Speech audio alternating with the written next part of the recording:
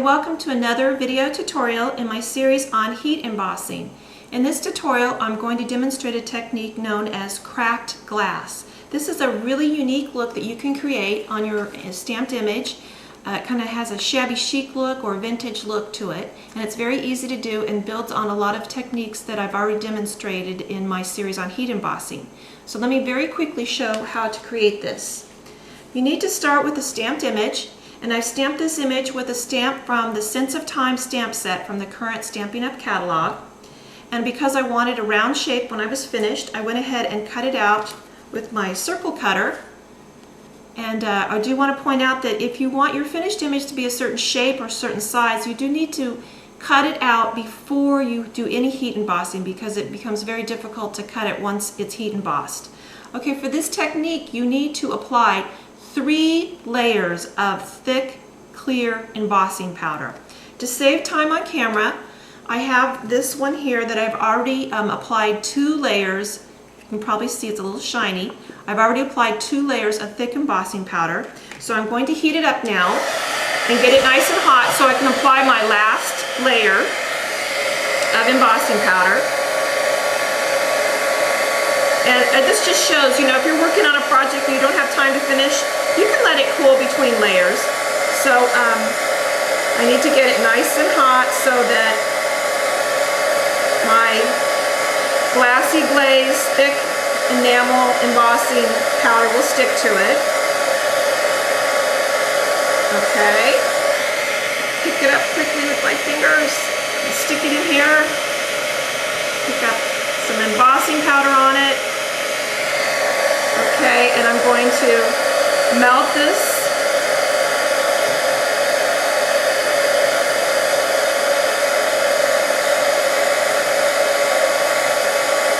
And this is my 3rd and final layer of clear, thick embossing powder. Now once this is done, you want to pick it up while it's still warm, and you're going to go put it in your freezer for 2 to 5 minutes.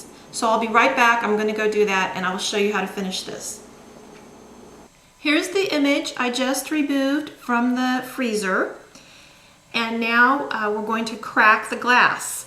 What you're going to do, it's okay if it's rounded like this, it's actually what you want, because you're just going to go ahead and flatten it out and kind of bend your piece of cardstock, and as you do it, you can hear it's cracking, and it creates that cracked glass look that you want. And you just kind of work with it, bending it as you go. And now, I'm not sure because it's really detailed if the camera's going to pick up some of those cracks. It's really hard to show this on camera because we've got such a reflection. But there's some really fine hairline cracks going through there. Okay? And you can use it just like this if you'd like, if that's the look that you want. If you want to further antique that and emphasize those cracks, here's what you can do. You're going to get a sponge and an ink pad and just sponge some ink. I'm using close to cocoa ink, and you're just going to rub the ink all over, and you'll notice that it kind of sticks in the cracks, and that's exactly what you want it to do, because that will emphasize your cracks and make them show up a little bit more. And you're just going to rub that ink all over, you know, depending on how defined you want those. You might want to use a darker ink or a little bit more ink. It's just really up to you. So let me see. And then you're going to take a rag or paper towel and wipe the ink off the top. And there it is. So now maybe those cracks show up a little bit better on camera, but you see what I'm talking about. And that is the cracked glass technique. Let me bring back my finished card to show you. I'll include a picture of this on my blog because it is so hard to see on camera with the reflection of the lights. But I created like a broken pocket watch was the look I was going for here. Let me share with you a couple more projects. This is a card I used, as you can tell, it's one of my favorite Zizix dies. It's this beautiful butterflies die, and I cut out a shape from some old sheet music. I didn't do any stamping on it at all. I just applied some Versamark and some clear thick embossing powder and created that with the cracked glass technique.